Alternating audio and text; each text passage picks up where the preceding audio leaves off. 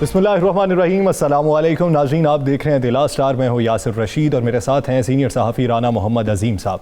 नाज़रीन, वज़ीर आज़म इमरान खान का दौरा लाहौर, पंजाब में गवर्नेंस, अपने वज़रा की कारकर्दगी और इत्तेहादी जमात काफ लीग को मनाने का अज़्म लिए वज़ीर आज़म पंजाब के शहर लाहौर में आए। ऐसी सूरत हाल में मईशत को दरपेश ख़तरात हों या इत्तेहादियों से तहफ़्फ़ुज़ात हों तो वज़ीर आज़म का दौरा लाहौर काफ़ी बड़ी अहमियत का हामिल हो जाता है। तो कुछ महीनों बाद वज़ीर आज़म को लाहौर के दौरे की ज़रूरत क्यों पड़ती है? जो ब्यूरोक्रेसी है उसका नीम बाग़ियाना रवैया वो कब ठीक हो पाएगा? वज़रा की कारकर्दगी कब ठीक हो पाएगी? वज़रा की तब्दीलियों का अमल कब रुक पाएगा? इस सारे मंजरनामे पर बात करने के लिए तर्जुमान पंजाब हुकूमत मुसर्रत जमशेद साहिबा ने हमें ज्वाइन किया है। मुसर्रत साहिबा, बहुत शुक्रिया आपके वक्त का। मुसर्रत साहिबा, आए दिन इत्तेहादियों की नाराज़ी हो, उनको मनाना हो, उनका रूठ जाना हो, उनके तहफ़्फ़ुज़ात हों या ब्यूरोक्रेसी के मामलात हों, ये रूठना, मनाना और नए अज़्म का इजहार करना, लगता है ऐसा ही है कि 5 साल इसी में गुजर जाएंगे। बिस्मिल्लाहिर्रहमानिर्रहीम, बहुत शुक्रिया यासिर। यासिर भाई, सबसे पहले तो मैं अर्ज़ करूं कि जब भी आप की गवर्नमेंट कोalition गवर्नमेंट होती है, जब आपके साथ कोई भी एलाइज होते हैं तो वो फ़र्क जमात से ताल्लुक़ रखते हैं और उनके अपने कंसर्न्स होते हैं, उनकी अपनी प्रायोरिटीज़ होती हैं। तो कहीं ना कहीं ये इख्तलाफ राय तो रहती है। और जो डेमोक्रेसी की खूबसूरती है, ब्यूटी ऑफ डेमोक्रेसी इज़ कि आप में इख्तलाफ राय हो और फिर आप लोग अपने आप को डायलॉग के थ्रू एक पेज पे लेके आए और फिर आगे बढ़े, और यही सियासत की खूबसूरती है। सबसे जो इम्पोर्टेंट चीज़ है, जैसा कि आपने फरमाया कि प्राइम मिनिस्टर साहब जो हैं वो नाराज़गी दूर करने के लिए आए, तो मैं अर्ज़ करूं कि नाराज़गी उनके आने से पहले ही नाराज़गी नहीं थी। जो भी छोटे मोटे गिले शिकवे थे वो दूर हुए, एड्रेस हुए, और ये प्राइम मिनिस्टर साहब का एक कर्टसी विजिट था। और चौधरी शुजात साहब, जिनकी प्राइम मिनिस्टर साहब ज़ाती हैसियत में बहुत इज्जत करते हैं, उनकी तबीयत नासाज थी, जब वो हॉस्पिटल में थे तब भी वो तशरीफ उन्होंने लाना था। तो वो चूंकि फैसलाबाद के विजिट पे आए तो कोई हेलीकॉप्टर की फ्लाइट का इशू था कि वो जल्दी उसको अंधेरे की वजह से, या उस दिन वेदर क्लियर नहीं था, बट अदरवाइज उन्होंने तब भी आना था और वापसी उनकी जरूरी थी कि उनकी उधर वहां पे कोई इंपॉर्टेंट किस्म की मसरूफियात थी। तो आई एम सॉरी, टेलीफोन पे उन्होंने राब्ते थे और जो भी इनके एरियाज ऑफ कंसर्न थे उनको एड्रेस किया गया है, और ये होना चाहिए। उसकी वजह यह है कि चौधरी बरादरान की, जो मैं हमेशा उनसे सीखती हूँ, हमारे बड़े हैं, कि देखिए सियासत में पॉइंट ऑफ नो रिटर्न पे नहीं जाना चाहिए और ये हमें इनसे सीखना चाहिए। ईगो कम होनी चाहिए, ये हमें इनसे सीखना चाहिए। और डायलॉग का रास्ता और अपनी जितने भी मर्जी सियासी इख्तलाफात को सियासी ही रखना चाहिए, उनको जाती इख्तलाफात और अपनी अना और गरूर और तकब्बुर में नहीं बदलना चाहिए। तो ये बड़ी खूबसूरती है इन चौधरी बरादरान की। ये जो चौधरी बरादरान से आप सीख रही हैं, क्या आपके जो बाकी जुम्मेदारान हैं जो वफाक में बैठे हैं या सूबे में बैठे हैं, उनको सीखने का मौका नहीं मिलता? वो तो नो रिटर्न पे चले गए हुए हैं। नहीं, अगर मैं देखिए किस तरह सीखेंगे? जी, मैं अर्ज करूं देखिए, मैं अर्ज करूं अजीम भाई, राना साहब, सबसे जो इम्पोर्टेंट चीज है, देखें प्राइम मिनिस्टर साहब में भी ये खासा है, उनकी भी ये खूबी है कि वो सियासत को सियासत के लिए करते हैं। जाती वो लोगों के ऊपर अटैक खुद से नहीं करते। अगर उनके दुश्मन वार करते भी हैं तो हम पार्टी के लोग चाहे रिएक्ट करते हैं, वो खुद नहीं करते। और इसीलिए चौधरी साहब की, अगर हम चौधरी शुजात साहब की बात करें तो प्राइम मिनिस्टर साहब उनकी इंतहाई इज्जत करते हैं, और इस चीज का सबको इदराक भी है। इससे आगे निकलते हैं। पंजाब में तब्दीली क्या ला रहे हैं? जी, पंजाब में तब्दीली, खबर दें हमें सर साहब, खबर दें। ये तो बातें जो है ना 2 दिन से चल रही हैं, खबर दें पंजाब में क्या तब्दीली आ रही है, कितनी तब्दीलियां आ रही है, और वजीर आजम का विजिट जो था असल मकसद क्या था? क्या जो अंदरूनी कहानी तमाम टीवी चैनल्स पर चल रही है यही थी, या कुछ चीजें हम बयान कर दें? देखिए जी, देखिए अजीम भाई, आपको तो फ्रीडम है, आप तो बयान करें, आपकी इंफॉर्मेशन होती भी हम सबसे ज्यादा बेहतर और करेक्ट है। सबसे इंपॉर्टेंट चीज इसमें यह है कि तब्दीली सरकार, हमें ऐसे तो नहीं कहा जाता, हमने तब्दीलियां लाते ही रहना है जब तक हम आवाम को रियल तब्दीली प्रैक्टिस नहीं कराएंगे। और उसकी वजह यह है कि बेटरमेंट जब तक, देखिए इस्लाह के लिए तब्दीली लाना एक खुशाइंद बात है। अगर हमने खुद कोई फैसला किया है और वहां से हमें रिजल्ट्स नहीं आ रहे और और अपने किए हुए फैसले के ऊपर कारबंद रहना, ढिठाई इससे कायम हो जाना, ये कोई अच्छी चीज नहीं है। देखिए सबसे इंपॉर्टेंट चीज आपने खुद कह दीजिए कि अगर अपने ही किए फैसलों पे डटे रहना या ढिठाई से उस पे कारबंद रहना, ये भी कोई अमल नहीं है। पुराना बल्दियाती निजाम उसको खत्म कर दिया, उस पे एतराज था, नया बल्दियाती निजाम आएगा। 2.5 साल गुजर गए, पीछे 2.5 साल बाकी हैं, तो अभी तक बल्दियाती इंतखाबात क्यों ना हो सके? बल्दियाती स्ट्रक्चर तो आप बना चुके हैं, लेकिन उसकी अमली शक्ल कोई नहीं।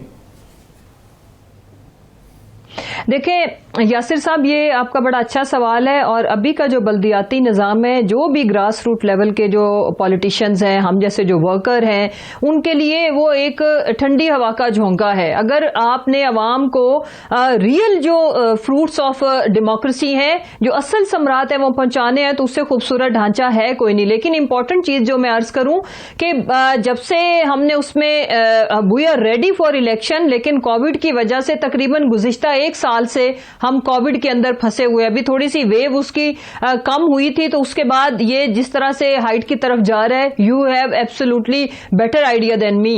इंपॉर्टेंट चीज ये है कि जैसे ही ये कोविड की वेव ओवर होती है, सबसे पहला अगर हमारी गवर्नमेंट कोई काम करेगी तो वो लोकल गवर्नमेंट के इलेक्शन है, और वो बहुत जरूरी है, वो नागुज़ीर है। और इतना खूबसूरत हमारा ये जो एक ख्वाब है, और जो कि ग्रास रूट लेवल पर निचले लेवल तक जो इक्वल डिस्ट्रीब्यूशन ऑफ रिसोर्सेज, उसका जाना इंतहाई जरूरी है। और आप एक बात मैं अर्ज करूं, जैसे ही इलेक्शन होते हैं और हमारा जो नया लोकल बॉडी गवर्नमेंट सिस्टम आता है, तो वो हमारे लिए बहुत बड़ी रिलीफ हो जाएगी। हमारी गवर्नमेंट के ऊपर बहुत सारा प्रेशर कम हो जाएगा, परफॉर्मेंस अच्छी हो जाएगी। ये बता दें जी, ये बता दें कि अब मौजूदा जो सिनेरियो आपका चल रहा है, जो कल एक इजलास हुआ लाहौर में, जिसमें बेकाबू ब्यूरोक्रेसी के मुतालिक बड़ी बातें हुई, उसमें क्या कर रहे हैं?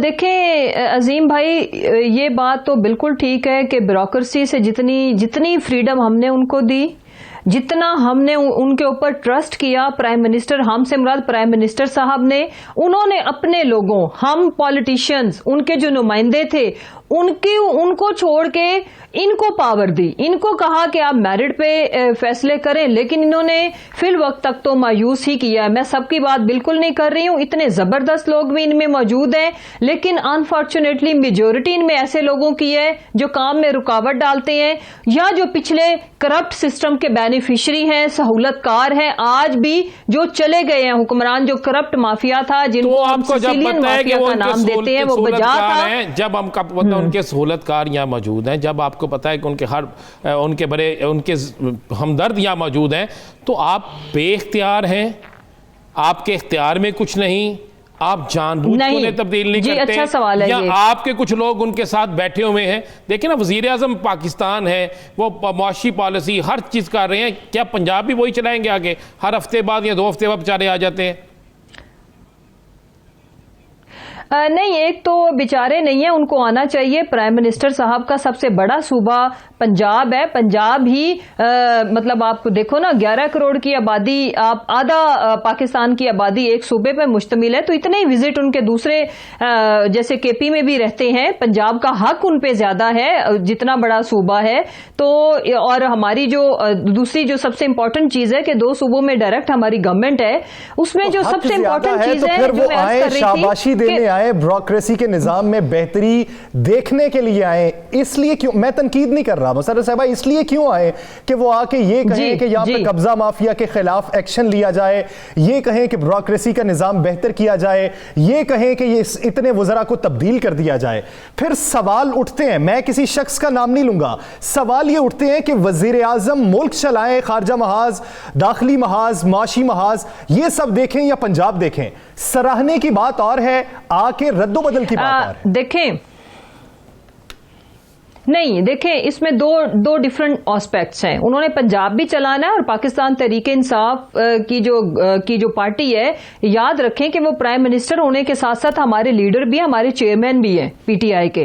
तो जो मेजर डिसीजन मेकिंग है वो तो उनके बगैर मेरा नहीं ख्याल के पॉसिबल है। उसकी वजह यह है कि उनकी इनपुट भी लाजमी है, लेकिन इसका मतलब ये नहीं है कि वो सारे फैसले खुद आके कर रहे होते हैं। इंपॉर्टेंट चीज जो मैं अर्ज करना चाहती हूँ, ब्यूरोक्रेसी में बहुत अच्छे जबरदस्त लोग भी हैं, लेकिन इसमें मेजोरिटी उन लोगों की है जो पिछले पुराने सिस्टम के खुद भी बेनिफिशियरी थे, खाली सहूलतकार नहीं है। अब राना अजीम साहब, जो मैं भाई आपसे पूछती हूं कि हम इनको निकाल कैसे सकते हैं, कौन सा कानून हमें इजाजत देता है कि हम इनको निकाल दें, और नए आने में भी तो it will take some time. और पीटीआई की अपनी ब्यूरोक्रेसी नहीं है, यू मस्ट रिमेंबर, और हम कोई क्रिएट भी नहीं करना चाहते। अगर हमने ये काम करना होता तो हम केपी में करते, हमने नहीं किया।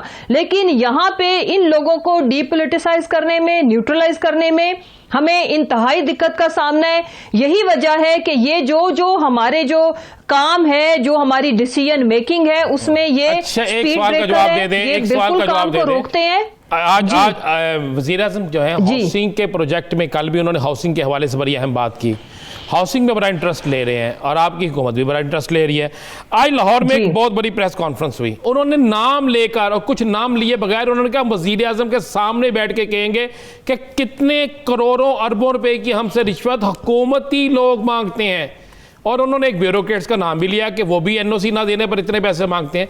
जब आप हाउसिंग जिसमें आप सबसे ज़्यादा इंटरेस्ट लेते हैं तो आपके अरकान ने, आपके जो हुकूमती ज़ुम्मेदार जिन पे इल्ज़ाम लग रहा है पैसे मांग रहे हैं, उन्होंने नाम लिया जो एनओसी नहीं दे रहे। तो ये जो चीज़ ख्वाब होती है वज़ीर आज़म का, उसके खिलाफ साजिश क्यों होती है? Yes, this is very important thing. और एक बात मैं अर्ज करूं कि उनका ताल्लुक जिस मर्जी, इवन के आप हुकूमती अरकान कह रहे हैं, अगर प्राइम मिनिस्टर साहब के बहुत करीबी भी होंगे और कोई इस तरह की चीज में मुलविस होंगे, देखिए किसी का नाम ले देने से बात नहीं बनती। अगर उनके पास, उन्होंने प्रेस टॉक की है तो ऑफकोर्स उनके पास कोई एविडेंस होगी। उनको चाहिए कि वो एविडेंस बिल्कुल हमारे सामने रखें, प्राइम मिनिस्टर साहब के सामने रखें, हमारे सामने रखें। तो एक चीज जिसका मैं दावा करती हूं, मैं इंश्योर करती हूं अपनी जात की तरह बिल्कुल, कि प्राइम मिनिस्टर साहब, कोई भी बंदा जो इस चीज में मुलविस होगा, जिसके पास सबूत आ जाएंगे, तो उसको छोड़ने वाले नहीं। हम तो चाहते हैं लैंड माफिया जहां पे गलत होगा उसे बेनकाब करें और जहां को ठीक होगा उसको सपोर्ट करें। जी, मैं सिर्फ ये अर्ज करना चाहती हूं कि फॉर श्योर अगर उनके साथ इस तरह किसी ने रिश्वत मांगी है, उनके पास कोई एविडेंस है तो वो जरूर, और आप देखेंगे कि कार्रवाई होगी। जी, मुसर्रफ साहब, एक आखिरी सवाल, तो बतौर तर्जुमान पंजाब हुकूमत, कंफर्म मुल्तान का जलसा, कल का जो कार्रवाई अमल में आई, मुल्तान का जलसा होने जा रहा है और वो ये इस बात पे बज़िद है कि जलसा होगा, जितने मर्जी कंटेनर लगा लें। जलसा अगर हो जाता है तो फिर कानूनी कार्रवाई क्या अमल में आएगी पंजाब हुकूमत की तरफ से? देखिए, कानूनी कार्रवाई वही आएगी कि जो इन्फेक्शियस डिजीजेस का हमने जो एक ऑर्डिनेंस पास किया उसके मुताबिक जो सजा होगी वो मिलेगी। लेकिन जो सबसे इंपॉर्टेंट चीज है, मैं आप दोनों से पूछती हूं कि बख्तावर ठीक है, हमारी छोटी बहन है, हमारी बेटियों की तरह, उनकी एंगेजमेंट के ऊपर पूरे घर को इन्होंने मतलब उसको स्प्रे वगैरह करा के डिसइंफेक्ट किया। उसके बाद इन्होंने डबल टेस्ट चेक करेंगे, दो टेस्ट करवा के, जब जिसके 2 नेगेटिव होंगे वो आ सकता है। तो देखें, गरीब की जिंदगी, गरीब की जान और वर्कर की जान इतनी सस्ती और अपनी जान इतनी प्यारी, ये दोहरा म्यार नहीं चलेगा। आप अपने लिए तो ये एसओपी तैयार करें कि बिलावल साहब आगे अल्लाह उनको जिंदगी दे। मेरी बहन, मुझे ये तो बता दें, आपने दोहरे म्यार की बात की है। आम आदमी मार्केट खुलती है, कोरोना का मरीज निकल आता है, मार्केट सील कर देते हैं, और यहां पर हजारों का जलसा होता है, आप सिर्फ एक एफआईआर दर्ज करते हैं, पकड़ते हैं तो घंटे बाद छोड़ देते हैं। ये दोहरा म्यार नहीं है, ये बेबसी नहीं है आपकी। देखें जी मैं अर्ज करती हूं, देखें, जब ये कोई चंद हजार मजमा लगाते हैं तो आपको भी पता है कि हम उनको जब जेलों में डालेंगे तो फिर अगेन उनकी लाइफ को खतरा। मुझे ये बताएं, इतनी प्रिजन, इतनी बड़ी जेल हम किधर से लेके आए? इनको शर्म आनी चाहिए ऑपोजिशन को। इसलिए मैं दुख के साथ कह रही हूं कि ये लोगों की जिंदगियों के साथ और अपने वर्कर्स की जिंदगियों के साथ खुदा के वास्ते मत खेलें, ये अच्छी बात बिल्कुल नहीं है। इससे ये अपने आपको तो ये खतरे में डाल ही रही है। नुमाइंदे पर लाजिम कि जिसने वोट देकर उसे अवामी नुमाइंदा मुंतखब किया हो और उसे मनसब दिया हो कि अवाम के तहफ़्फ़ुज़ और फलाह बहबूद के लिए वो काम करे। बहुत शुक्रिया मुसर्रत जमशेद चीमा साहिबा इस हवाले से अपना वक्त दिए। नाज़रीन, बात यही करेंगे वज़ीर आज़म इमरान खान के दौरा लाहौर की। इस दौरे के बाद आने वाले दिनों में तब्दीली क्या आने वाली है? इस दौरे में चौधरी बरादरान के साथ जो मुलाकात हुई, उस मुलाकात में ठंडी हवा का झोंका पंजाब हुकूमत के लिए या पीटीआई के लिए क्या है, और पाकिस्तान मुस्लिम लीग नून के जो बाकी अराकीन हैं वो आने वाले दिनों में क्या करेंगे? राना साहब, क्या चौधरी बरादरान वाकई नाराज़ी सारी ख़त्म हो चुकी, तहफ़्फ़ुज़ात सारे दूर हो चुके, या अभी कुछ गिले शिकवे हैं जिन पर अमल दरामद होने के बाद खात्मा उनका हो सके? यासर चौधरी बरादरान बड़े वज़ादार आदमी हैं, बड़े वज़ादार आदमी हैं और गिले शिकवे दूर हो गए। और मैं ये बता दूं कि चौधरी बरादरान से वज़ीर-ए-आज़म पाकिस्तान इमरान खान की मुलाकात, उसके बाद इमरान खान साहब की परवेज़ लाई से 1-to-1 मुलाकात, बहुत से मामला ऐसे सामने आए कि जिसके बाद वो मुस्लिम लीग नून वाले जो है ना, वो अब वही एक गाना ने दिल के अरमा आंसुओं में बह गए, वही हो गए बेचारे। वो रोज़ाना ख्याल मान रहा था कि ऐसा हो जाएगा, टूट फूट हो जाएगी। बड़े मारूफ तजियाकार जो है वो तो आपको पता है ना, 2 सूबों में थे, एक की हुकूमत एक में, एक की हुकूमत एक में, एक की हुकूमत, सब कुछ कर चुके थे। तो ये अब हो ये गया। मैं आपको अंदर की खबर दे दूँ, मामला तय हो गए हैं, नाराज़गी दूर हो गई है। और नाराज़गी दूर होने के बाद चौधरी हमेशा एक बड़ा सरप्राइज़ देते हैं, और बड़ा सरप्राइज़ ये अब देने जा रहे हैं कि पंजाब के अंदर आपको पहले ना कुछ 6-7 लोग मुस्लिम लीग नून के तो ऊपर नज़र आते थे, लेकिन एक बहुत बड़ी तादाद थी। चौधरीयों का तल्लक बहुत गहरा है। अब आने वाले दिनों में आपको नज़र आएगा कि मुस्लिम लीग नून के, मैं आपको ये फिगर्स दे रहा हूँ, ये नोट कर लीजिएगा, और हम किसी प्रोग्राम में जब ये सारी चीज़ें सामने आएंगी, 23 मुस्लिम लीग नून के और अरकान असम्बली जो हैं पंजाब से तल्लक रखने वाले 23, ये बहुत जल्द बिल्कुल ओपन होकर सामने आ जाएंगे और खुलकर बयानिए के ख़िलाफ़ आएंगे। और इनकी मुलाकातें आइंदा आने वाले चंद दिनों में चौधरी परवेज़ लाई साहब से शुरू हो जाएंगी। तो क्या ऐसा है कि ये मुलाकातें जो हैं ये काफ लीग में शमूलियत के लिए हैं या अपना अलग फॉरवर्ड ब्लॉक बनाने के लिए? देखिए, अभी तो ये अलग फॉरवर्ड ब्लॉक होगा, अभी किसी जमात में ये नहीं जाएंगे। अच्छा। इसलिए कि कुछ कवानीन है ना, कुछ 18वीं तरमीम के हवाले से कुछ दीगर मामला हैं, तो अभी नहीं जाएंगे। लेकिन सबसे बड़ा नुकसान तो ये होगा ना कि अगर एक जमात के 20, 25, 30 लोग जो हैं उनसे अलहदा हो के एक फॉरवर्ड ब्लॉक बना लेते हैं और आहिस्ता आहिस्ता उसमें इजाफा होना शुरू हो जाता है, तो वो काफ लीग में जाए, वो फॉरवर्ड ब्लॉक बनाए, वो मुस्लिम लीग नून के लिए नुकसानदेह। मुस्लिम लीग नून के लिए आने वाले दिनों में यासर बड़े बुरे हालात आने वाले हैं। मैं बिल्कुल आपको ये मुसद्दक़ा चीज़ें बता रहा हूँ। पंजाब की बुनियाद पे वो खेलते थे, पंजाब की बुनियाद पे सब कुछ करते थे, पंजाब ही उनके लिए सब कुछ था। और जब पंजाब के अंदर से तोड़फोड़ शुरू हो जाती है तो फिर अपना घर के अंदर से जब ईंटें नीचे गिरना शुरू हो जाए तो दहलीज भी, हर चीज़ भी गैर महफूज है। आपको मालूम है कि आसिफ अली जरदारी साहब को अपोजिशन से मफाहमत का बादशाह कहा जाता है, तो क्या खान साहब को इत्तेहादियों से मफाहमत का बादशाह कह लें? बिल्कुल कह लें जी। देखें, बड़ी पहले उनके हलफ उठाने के बाद कहा गया 3 माह बाद साथ छोड़ जाएंगे। MQM साथ खड़ी है, लेकिन MQM ने एक छोटा सा गिला किया। खालिद मकबूल सिद्दीकी साहब ने वो कराची पैकेज के हवाले से ये कहा कि ये ना हो कि हमें काबीना में बैठना बोझ लगने लगे। देखें, ये बिल्कुल किया, वो करते रहेंगे, गिले शिकवे चलते रहेंगे, लेकिन क्या वो साथ छोड़ गए? MQM ने जब वजारतों से अलहदगी का ऐलान किया था, क्या वो साथ छोड़ गए? लेकिन इतना क्रेडिट जाता है कि तनकीद भी बहुत की है इत्तेहादियों ने, साथ भी अच्छे से जुड़े रहे। देखिए, अच्छे से जुड़े रहे। इमरान खान साहब को ये क्रेडिट दें कि उन्होंने सबकी तनकीद बर्दाश्त की, बर्दाश्त करने के बाद सबको साथ रखा है। और वो अकेला एक ऐसा खिलाड़ी जिसको कहते थे कि इसे सियासत नहीं आती, सियासत का खिलाड़ी नहीं है, उसने 11 लोगों को आउट कर दिया, 11 रुकनी टीम को आउट किया एक शख्स ने। विकेट कीपर भी वो खुद है, बॉलर भी वो खुद है, बैट्समैन भी वो खुद है, फील्डर भी खुद। चले, हम ये उम्मीद करते हैं कि ये खिलाड़ी मुल्की मफाद के लिए भी अच्छे काम कर सके। उनका जो अज़्म है, उनका जो एम है, उनका जो विजन है, वो उस पर पूरा उतर सके और उनके साथ जो दीगर खिलाड़ी मौजूद हैं वो उनके इस अमल को मुस्बत अंदाज में आवाम तक पहुंचा सकें। नाज़रीन, दीगर इश्यूज़ पर बात करें ब्रेक के बाद। Stay with us.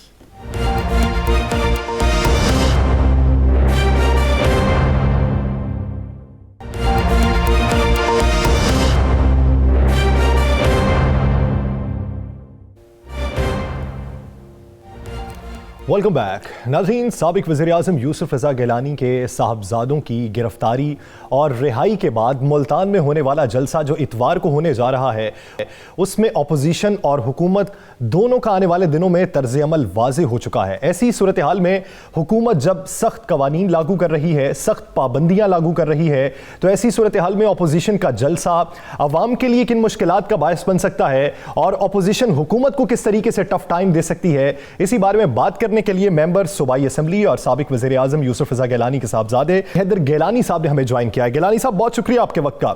गिलानी साहब, मुल्तान का जलसा जो है, अब कल का जो वाकया पेश आया, गिरफ्तारी, मुकदमे का इंदराज और बाद में जमानत पर रिहाई, इससे पंजाब हुकूमत का तर्ज अमल वाज़े हो चुका है कि वो आने वाले दिनों में अगर आप जलसा करते हैं तो वो कौन सा एक्शन लेंगे। तो ऐसी सूरत हाल में प्लानिंग क्या होगी आने वाले दिनों में? देखिए जी, थैंक यू वेरी मच। हम तमाम जो हुकूमती इक़दाम हैं उनके लिए तैयार हैं।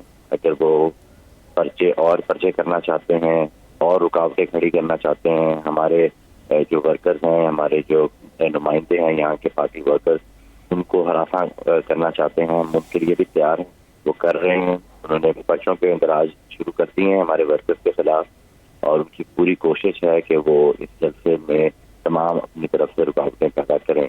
लेकिन जलसा PDM की क़यादत में 30 नवंबर जो कि सोमवार बनता है, मंडे, उसको तय किया है।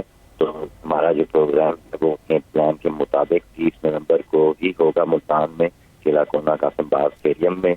और इंशाल्लाह ताला हम अपनी तमाम जो इंतजामात हैं वो कंप्लीट कर लिए हैं। अब हम इंतजामिया को यही कह रहे हैं कि आप शहर का जो हालात हैं वो और मजीद खराब ना करें। उन्होंने एक शहर को एक सीज कर दिया है और उन्होंने तमाम दाखिली रास्ते भी बंद किए हुए हैं। अंदरून शहर के रास्ते जो हैं वो भी, उस पर भी उन्होंने आज कंटेनर मंगवा के रखवा दिए हैं। वो उनकी पूरी कोशिश है कि वो इस जलसे को नाकाम करें, लेकिन उनकी बुखलाहट का नतीजा है। लेकिन ये गिलानी साहब, जलसा कामयाब या नाकाम होना, ये तो सियासी वर्कर जो हैं उसको कामयाब भी करते हैं, नाकाम भी करते हैं, ये वक्त के साथ सामने आ जाएंगी चीज़ें। बिलावल भुट्टो साहब खुद कोरोना का शिकार हो गया, अल्लाह ने सेहत कामिला अता फरमाए। कोरोना फैल रहा है बड़ी तेज़ी से, आपने जलसे में कैसे हिफाजती इंतजाम कर रखे हैं, कौन सी SOPs हैं जिस पे अमल करवाएंगे ताकि लोग जो है, आवाम जो है जिसके लिए आप निकल रहे हैं, वो कोरोना का शिकार ना हो?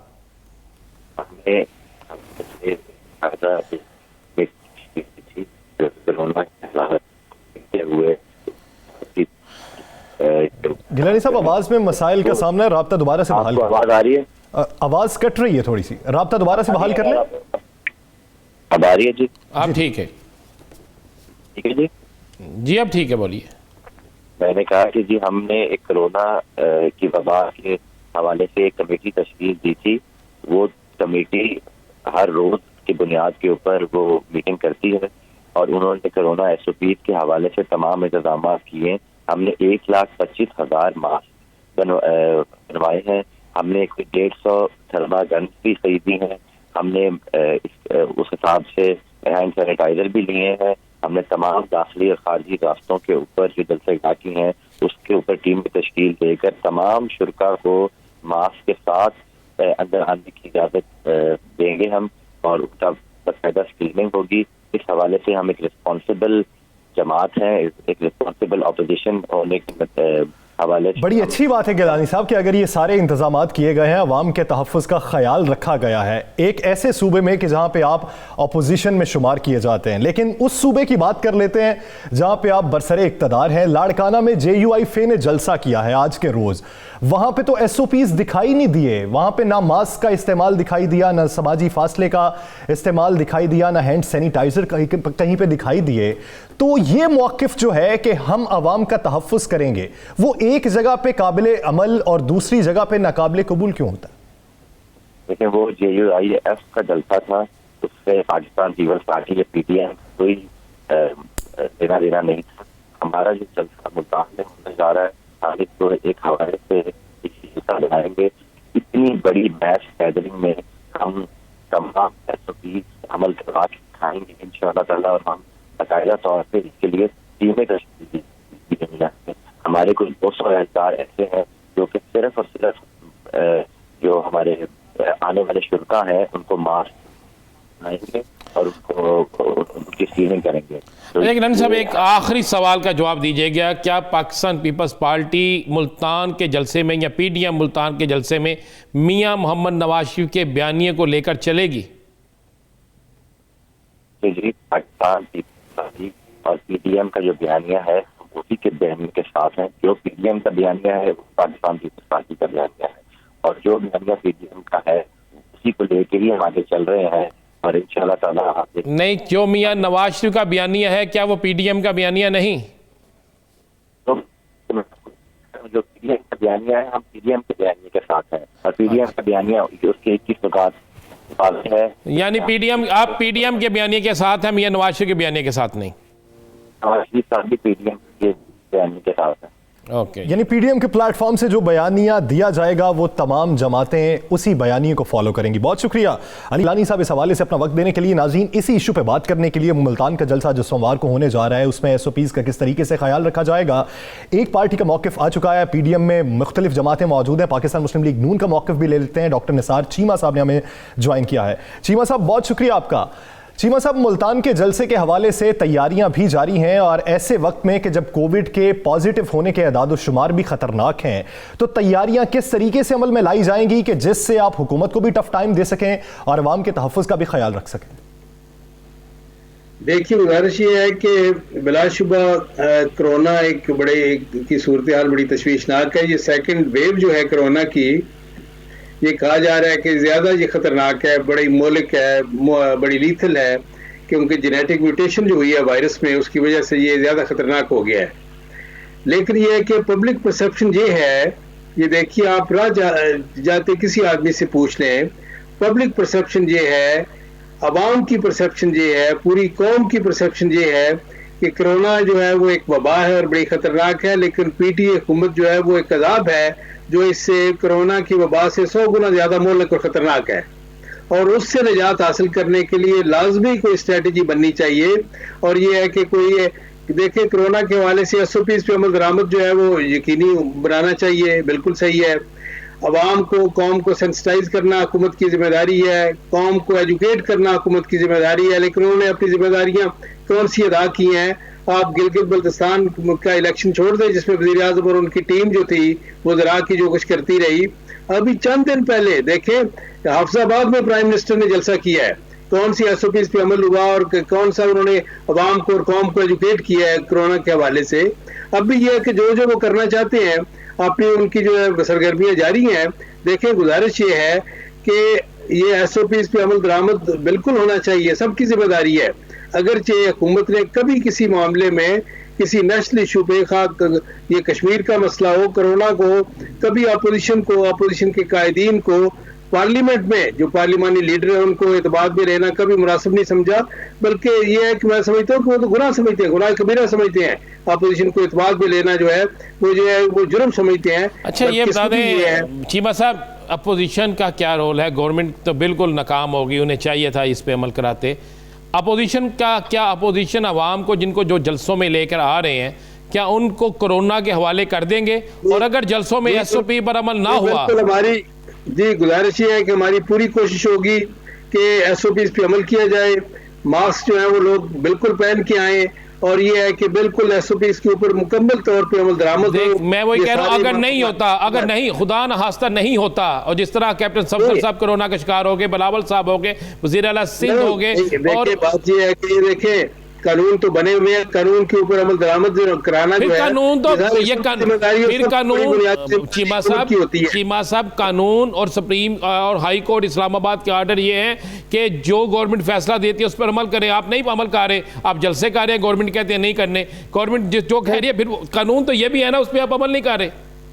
नहीं, ये आप ये बात सुने, ये डबल स्टैंडर्ड ना हुकूमत रखे, अपने लिए कुछ और दूसरों के लिए कुछ। देखें, बात ये है कि क्या ये वज़ीर आज़म ने हाफिजाबाद में भी चंद रोज पहले जो जलसा किया है वहाँ ये कोरोना नहीं था? चीमा साहब, आपकी बात सर आंखों पे, आप जो हकाइक बयान कर रहे हैं वो हकाइक ज़मीनी हकाइक के बिल्कुल मुतरादिफ हैं। हम इससे इनकार नहीं करते। आपका ही ये कहना है, अपोजिशन का ये कहना है कि हुकूमत नाकाम है, अवाम के बारे तो सोचती नहीं है। तो फिर इसका मतलब ये कि अपोजिशन अवाम के बारे में सोचती है, तो फिर जिस तरह का हुकूमती रद्द अमल है उसी तरह का अमल अपोजिशन का क्यों है? देखिए, गुजारिश ये है कि ये आपकी बात दुरुस्त है कि कोरोना के हवाले से हमारी जिम्मेदारी है कि हम भी अपना रोल प्ले करें, अवाम को सेंसिटाइज करें और इसको अमल दरामद को यकीनी बनाएं। जो लोग हमारे जलसों में आते हैं उनको ये है कि हम एजुकेट करें और वो SOPs के ऊपर अमल करें, करना चाहिए, लाजमी करना चाहिए। लेकिन गुजारिश ये है कि एक तरफ ये है कि इस वक्त मसला ये है कि इस वक्त कौम के सामने कोरोना की वबा है और दूसरी तरफ PTI का अजाब है। बात यह है कि सजा से भी निजात दिलाना जरूरी है। फिर इस तरह करें ना, इस तरह कर लें चीमा साहब, इस तरह कर लें, बड़ा शॉर्ट का रास्ता कर लेते हैं, इस तरह कर लेते हैं कि जब आप समझते हैं कि इससे जान छुड़ाना ज़रूरी है और पीटीआई जो है कोरोना से ज़्यादा ख़तरनाक है, रिज़ाइन दे, फारग करे। जब आपकी अपोजिशन रिज़ाइन देगी सारी तो हुकूमत खड़ी नहीं हो सकती। फिर 3 माह या 2 माह मजीद क्यों लोगों को अजियत में लेके जा रहे हैं? देखें, आपके ये जो आपने ऑप्शन बताया है ये बिल्कुल हमारे सामने है, तो इस्तेमाल क्यों नहीं होता? ये इस्तेमाल क्यों नहीं होता? इसके लिए वो आपको मजीद ये देखें, it is one of the possible options. ये जो ऑप्शंस हो हैं जिनके ऊपर गौर हो रहा है, जाहिर है कि उसके ऊपर जब कंसेंसस होगा तो अमल होगा। कंसेंसस के साथ जो 11 जमाती इत्तेहाद है, 11 नहीं, अब 11 नहीं, 10 जमाती के रात की एक जमात आपको छोड़ गई है रात से। चलो 10 कर लें, कोई बात नहीं है। तो बात यह है कि चलो ये 10 जमाती इत्तेहाद जो है, ये गुजारिश है कि इसके कायदीन मिलकर जो कंसेंसस जो है वो तय होगा, जो इत्तेफाक राय से जो स्ट्रेटजी तय होगी, जो लाए अमल तय होगा, उसके ऊपर अमल होगा। और ये आप डबल स्टैंडर्ड्स की बात करते हैं कि हुकूमत के डबल स्टैंडर्ड्स हैं। अब मैं तो ये नहीं कह सकता, आपकी राय इस पे दरकार होगी। बिलावल भुट्टो जरदारी साहब, वज़ीर आला मुराद अली शाह साहब, उसके अलावा कैप्टन रिटायर्ड सफदर साहब, और ऐसे ही वक्त में बेगम शमीम अख्तर की वफ़ात, तो ये सारे अगर मंजरनामे को देखा जाए, पॉजिटिव केसेस देखे जाएं, तो आपके एक लीडर जो है इत्तेहादी, वो घर से करंतना में बैठकर अवाम से वीडियो लिंक पर खिताब करेंगे। यानी अपना तहफ़्फ़ुज़ अजीज़ है, अगर कोई ताज़ियत के लिए आता है तो वो रायवंड ना आए, मॉडल टाउन में आए, अपना तहफ़्फ़ुज़ अजीज़ है। अवाम का तहफ़्फ़ुज़ कहाँ पे होगा चीमा साहब? नहीं, अवाम से तो हम बिल्कुल जलसों में आने वाले अवाम से हम जरूर कह रहे हैं और कहेंगे कि मास्क पहन के आए, SOPs के ऊपर अमल होना चाहिए और सबको करना चाहिए। सबको इस बात को यकीनी बनाना चाहिए। सबके अपने लिए भी जरूरी है, अपनी सेहत के लिए भी, अपनी जान के लिए भी, और दूसरों की जानों के लिए भी जरूरी है। लेकिन जिस तरह मैंने गुजारिश की, मसला जो दरपेश है पूरी कौम को वो ये है कि एक तरफ ये कोरोना है बड़ी खतरनाक वबा, और दूसरी तरफ पीटीआई का अजाब है जो उससे बहुत ज्यादा खतरनाक। साहब यही कहना चाह रहा हूं, जब एक अजाब है तो अजाब से जल्दी निजात लेनी चाहिए ना। उसके लिए अभी तक आप लोग सारे एक प्लेटफॉर्म पे नहीं है, अभी मशवरत जारी है। तो कब तक उतनी देर तक अवाम को अजाब में जरूर रखना है। और दूसरी बात बता दें कि मौजूदा हालात में आपकी बात ये दुरुस्त है। देखिए, बात ये है, आपकी बात दुरुस्त है, उसमें कल नहीं अमर, फिर लेट क्यों हो रहे हैं? 3 माह हो गए आपको तहरीक शुरू किए हुए तकरीबन। अब कब इसका इंतजार करना है? जब मुख्तलिफ जमातें होती हैं, जमातों के अंदर भी और बैनुल जमाती इख्तिलाफ भी कई होते हैं, स्ट्रेटजी के हवाले से, लाए अमल के हवाले से, हिकमत अमली के हवाले से छोटे मोटे इख्तिलाफ होते हैं। और वो भी मुझे यकीन है फिर कोरोना तक तहरीक रोक लें, फिर कोरोना तक तहरीक रोक लें, कर लेंगे चीमा साहब। फिर कोरोना तक तहरीक रोक लें, कोरोना के बाद फिर आपके पास टाइम है, फिर करते रहिएगा। जिस तरह आपने फरमाया कि स्ट्रेटजी के हवाले से इख्तिलाफ हो सकते हैं, बस ये कि रेजिग्नेशन के हवाले से इस्तीफे देने हैं कि नहीं देने, किस स्टेज पे देने हैं, छोटे मोटे इख्तिलाफ हो सकता है। लेकिन और मुझे यकीन है कि इख्तिलाफ जो है वो तय हो जाएगा। साहब, जब आपको अपोजिशन में इख्तिलाफ है, किसी एक नुक्ते पे मुत्तफिक नहीं हो रहे, तो हुकूमत के साथ डायलॉग किस तरीके से करेंगे? कोविड पार्लिमानी इजलास बुलाया गया, अपोजिशन का कोई एक नुमाइंदा नहीं गया, आवाम क्या करेगी? वजीर आजम हर रोज कहते हैं NRO नहीं दूंगा, आपके मुताबिक NRO कभी मांगा नहीं गया, तो ऐसा मुतालिबा जो कभी हुआ ही नहीं, उसका बार बार इजहार क्यों है? ये तो उनसे पूछे ना जो ये बिला वजह, ये उनको तो देखें आदत है गलत बयानी की। वो तो हम तो 100 बार उसे कहते हैं, उनका अजीब तमाशा है, एक ड्रामा है। हम कहते हैं कि भाई देखें गैस बिजली की कीमत कहां तक चली गई, वो कहते हैं। एक आखिरी सवाल का जवाब दे दीजिएगा जरा मुझे चीमा साहब। मरियम साहबा ने ऐलान कर दिया है कि वो हर सूरत में मुल्तान के जलसे में जाएंगी, और उन्होंने कहा है कि मुझे मियां मोहम्मद नवाज शरीफ ने कहा है कि अफसोस एक तरफ, लेकिन आपने जलसे में ज़रूर जाना है। अगर मरियम साहिबा इस सूरत हाल में जलसे में जा रही हैं, जो उन्होंने अनाउंस किया आज सहाफ़ियों से मुलाकात में, तो क्या मियां नवाज शरीफ साहब की तो सेहत तंदुरुस्ती ठीक नहीं है, अल्लाह उन्हें सेहत कामिला अता फरमाए, लेकिन जो बाकी फैमिली के लोग वहाँ मौजूद हैं, इसाक डार साहब हैं, मियाँ साहब के साहबजादे हैं, क्या उन्हें अपनी दादी की मैयत के साथ नहीं आना चाहिए? असल बात ये है, देखें आप, ये जो कुछ हुआ है मियां नवाज शरीफ के साथ, जिस तरह के एक मशकूक, कमज़ोर और इस तरह के कंट्रोवर्शियल केस में, और एक देख लें एक वीडियो जज ने जिस तरह सजा दी है, ये है हमारा इंसाफ का निज़ाम, जहाँ पे इंसाफ का जिस तरह खून हो रहा है इंसाफ के नाम पे, तहरीक इंसाफ के दौर में इंसाफ का जिस तरह खून हो रहा है, वही तो कह रहा हूं, इस खून को खत्म करने के लिए तहरीक को जरूरत है ना। इन हालात में ये है कि इनके ये संग दिल और जालिम लोग जो इनके रहमो करम पे कौन छोड़ने के अपने आप को, तो फिर पाकिस्तानी कौम को इन जालिमों के रहमो करम पे आप छोड़ रहे हैं, क़यादत के बेटों को इसके रहमो करम पे नहीं छोड़ रहे। ये क्या फर्क है? यहाँ पे लोग मर जाएं, लोग जो मर्जी कर लें, लेकिन आप कहते हैं वहां से ना है। जालिमों से निजात हासिल करने के लिए तो ये पीडीएम का सारा जो है, ये देखें हमारा मिशन ही ये है।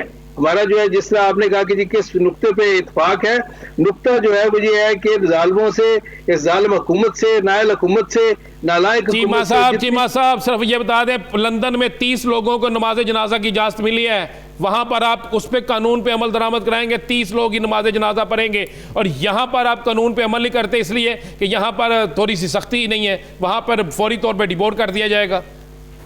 नहीं जी, आप ये हमें कहने से पहले आप ये फरमाएं कि अभी हजरत मौलाना खादिम हुसैन रिजवी साहब का जनाजा, जिसमें लाखों लोगों ने शिरकत की और हुकूमत ने ज़ाहिर उसकी इजाजत दी, और हुकूमत की जिम्मेदारी थी SOPs पे अमल दरामद की। आप खादिम हुसैन रिजवी साहब के नमाज जनाजा में कोई सियासी जमात नहीं आई थी, लोग आशिक की तरह आए थे, आप क्यों उस जनाजे को मुनासा बनाने की कोशिश कर रहे हैं? वो तो एक कोरोना को क्या रुकावट थी आने में? नहीं, कोरोना चले आप उस पर अमल कर लेना, आप तो असम्बली के अंदर बैठे हैं। हुकूमत ने उसमें अपनी जिम्मेदारी अदा की कि SOPs पे अमल दरामद को यकीनी बनाया जाए। हुकूमत अगर जिम्मेदारी अदा नहीं कर रही, हुकूमत अगर गफलत का मुजाहिरा कर रही है, हुकूमत अपने जलसे कर रही है, हुकूमत को अवाम का ख्याल नहीं है, तो अपोजिशन अपने जलसों से क्यों रुके? पीडीएम का प्लेटफॉर्म अपने जलसों को क्यों रोके? हम तो कह रहे हैं हम अपने शुरका को ये कहेंगे कि SOPs पे अमल करें, और बिल्कुल ये है कि मास्क पहन के आए, SOPs पे मुकम्मल तौर पे अमल दरामद होना चाहिए। मास्क पहन के आए, SOPs पर अमल दरामद करें। देखना यह है कि गुज़श्ता होने वाले जलसों में अवाम ने अपोजिशन के इस मुतालबे को किस हद तक तस्लीम किया था। बहुत शुक्रिया डॉक्टर निसार चीमा साहब इस अपना वक्त देने के लिए। नाज़रीन, दीगर इश्यूज़ पर बात करेंगे, और बात करेंगे कि पीडीएम में जो इस वक्त जमातें हैं, जिन्हें 11 जमाती इत्तेहाद का नाम दिया गया था, एक जमात साथ छोड़ गई। आने वाले दिनों में मजीद भी खदशात है। राना साहब, जिस जमात ने साथ छोड़ा, बुनियादी नुक्ताए एतराज़ क्या था कि जिस एतराज़ पे उसने साथ छोड़ दिया? अब उसी नुक्ते को लेकर दीगर कौन सी जमातें उसकी कायल होने पर इस वक्त आगे फहरिस्त में शामिल हैं? देखें यासर, एक नुक्ता, एक तो बड़ी क्लियर रात को बात हो गई। हमने कल याद है प्रोग्राम में कहा था कि सब शिकार की तलाश में है, जिसको जितना इतना मिलेगा वो लेके निकल जाएगा, वो छोड़ देगा। ये इसी तरह हो रहा है। एक जमात ने जिसने रात को छोड़ा, उसने वाज़ेह तौर पर कहा कि जनाब किसी मुशावरत में उन्हें शामिल नहीं किया जाता, किसी फैसले में शामिल नहीं किया जाता, किसी एजेंडे का हिस्सा नहीं बनाया जाता, और 3 लोग मिलकर फैसला करते हैं, मौलाना साहब, मरियम साहिबा और तीसरा पीपल्स पार्टी का नाम नहीं। अच्छा, तो आप 3 माह पहले ही कह चुके थे छोटी जमातों को मिलेगा कुछ नहीं, तो नहीं ना मिला। अब आने वाले दिनों में चले एक और खबर ब्रेक करते हैं, 4 और जमातें इनको छोड़ के जा रही हैं। मैं आपको ये बिल्कुल तस्दीक शुदा बात कह रहा हूं कि ये शुरू हो गया, बारिश का पहला कतरा आ गया, अब दूसरा, तीसरा, चौथा, पांचवा, 4 जमातें छोड़ के जा रही है यासरी ने और पीडीएम के अंदर, और आखिरकार पीडीएम जो है ये 5 या 6 जमातों का मजमुआ रह जाएगा। क्या आप ये समझते हैं PPP, PMLN, JUI और ANP, ये अगर 4 जमातें इकट्ठी रहें तो क्या फर्क पड़ सकता है जलसों में कुछ? पहली बात यह है कि ये जलसे हैं सिर्फ 2 जमातों के, ये मैक्सिमम 3 जमातों के, पीपल्स पार्टी, मुस्लिम लीग नून और मौलाना फजलुर रहमान। और लेकिन मैं आपको बता दूं एक चीज़, यह सर, ये जो परसों जलसा हो रहा है ना, ये जो हो रहा है 3 दिन बाद जलसा, सोमवार को, उस सोमवार के जलसे में आपको बड़ी चीज़ें मिलेंगी। ले हम ये भी ब्रेक कर दें, उस दिन भी हम प्रोग्राम में बैठे होंगे, नज़र आ जाएगा। सोमवार के जलसे में आपको मुल्तान के अंदर पीपल्स पार्टी, मुस्लिम लीग नून के कारकुनों में फड्डा नज़र आएगा। आपको नज़र आएगा कि जब मरियम तकरीर करने आएंगी तो उस वक्त नारेबाजी क्या होती है, और जब बिलावल भुट्टो तकरीर करने आएंगे उस वक्त सूरत हाल क्या होती है। और इस जलसे में स्टेज जो है उस पर सबसे ज़्यादा किन के लोग होंगे, इसी बात पे फड्डा होगा। जनाब, सिर्फ 2 जमातें, मैं आप क्लियर कर दूं, 2 जमाती इत्तेहाद रह जाएगा भरा, मुस्लिम लीग नून, मौलाना फजलुर रहमान। पीपल्स पार्टी आने वाले चंद दिनों में साथ नहीं होगी, ये बिल्कुल आपको मैं कह रहा हूं, आने वाले चंद दिनों में पीपल्स पार्टी साथ नहीं होगी, क्लियर हो चुका है। और ये एक मीटिंग जो है पीपल्स पार्टी की हो चुकी है, जिसमें उन्होंने कहा कि जनाब इनसे जान छुड़ाएं या फिर अपना बयानिया लेकर आएं, इनके बयानिए को दफन करें। आपने सुन लिया ना बात, उन्होंने कहा जब नवाज शरीफ के बयानिए से नहीं, हम पीडीएम के बयानिए से मुतफिक हैं, तो फिर नवाज शरीफ इनके बयानिए से क्यों मुतफिक होगा? जाहिर बात है वो एक ही नुक्ता एतराज़ जो शुरू से जन्म जिसने लिया था, वो अब नुक्ता एतराज़ बड़ा होता जा रहा है और उसी नुक्ते को लेकर ये दीगर जमातें अब बट जाएंगी। जिस तरह एक जमात अलहदा हो गई, राना साहब के मुताबिक दीगर जमातें भी अलहदा हो जाएंगी, दो जमातों का इत्तेहाद रह जाएगा। फ़र्क कितना पड़ता है ये तो आने वाले दिनों में पता चलेगा। नाज़रीन, दीगर इश्यूज़ पर एक शॉर्ट ब्रेक के बाद स्टे विद अस।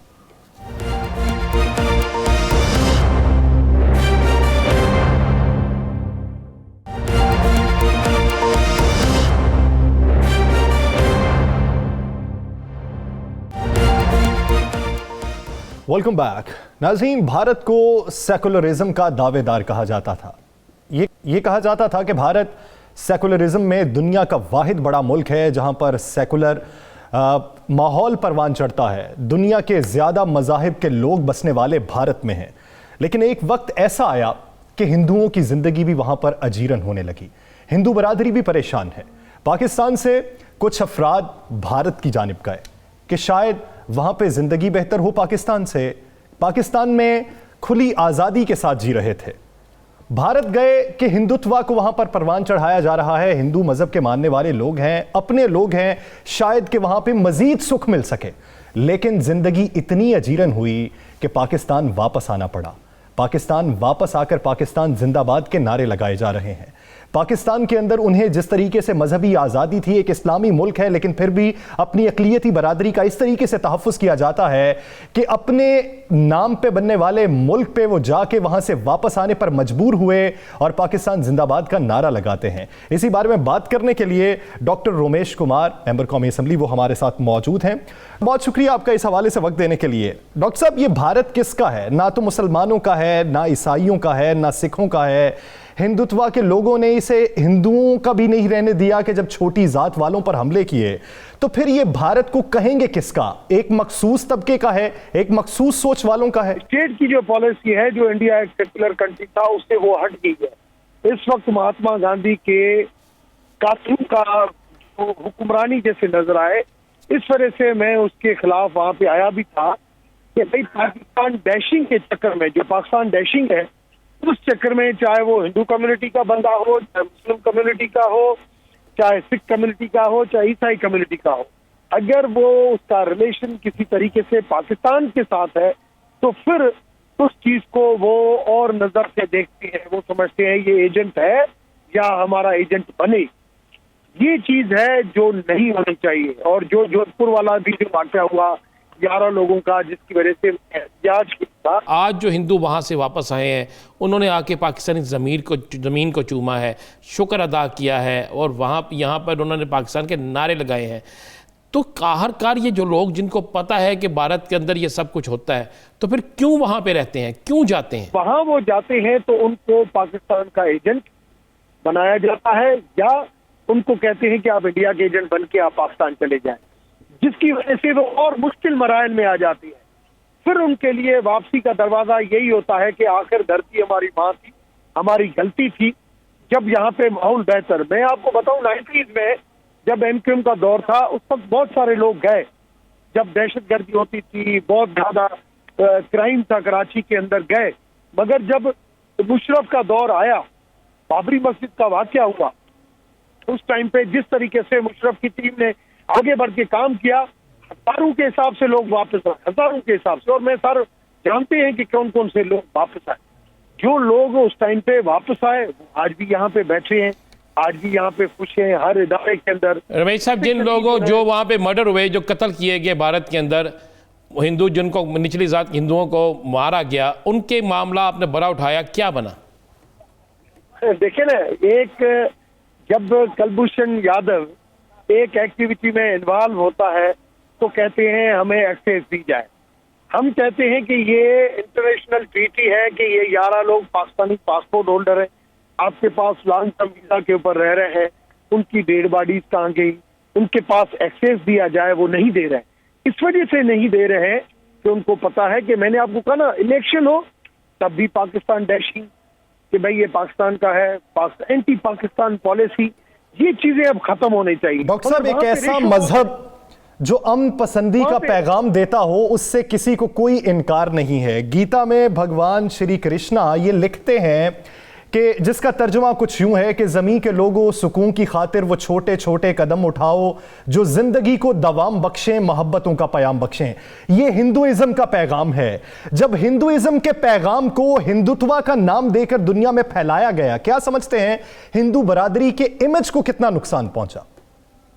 देखिए, पहली फिर दोबारा मैं उस चीज के ऊपर आता हूँ। मैंने पाक कुरान शरीफ भी पढ़ा हुआ है, मैंने भगवत गीता पढ़ी हुई है, रामायण पढ़ी हुई है, बाइबल पढ़ा हुआ है।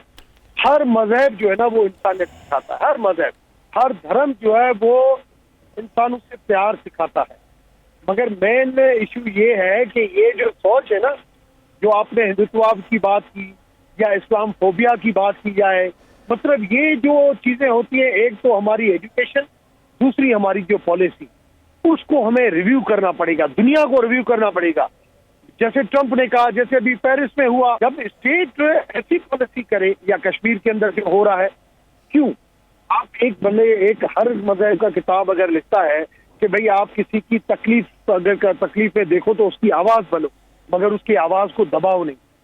ये जो रिलीजन से हटके जो गलत पॉलिसियां अपनाई जाती हैं, इंडिया एक सेक्युलर कंट्री था, उसके नाम को जिस तरीके से दागदार बनाया गया है, उस चीज को रिव्यू करना पड़ेगा। डॉक्टर साहब, ये तो हो गया। अब आने वाले दिनों में देखें, ये 11 कत्ल हुए हैं, 11 लोगों को कत्ल किया गया। पाकिस्तान के अंदर अक़लियतों को तहफ़्फ़ुज़ दिया जाता है, चाहे 5% या 3% लोग हों, उनको के खिलाफ हुकूमत कार्रवाई करती है।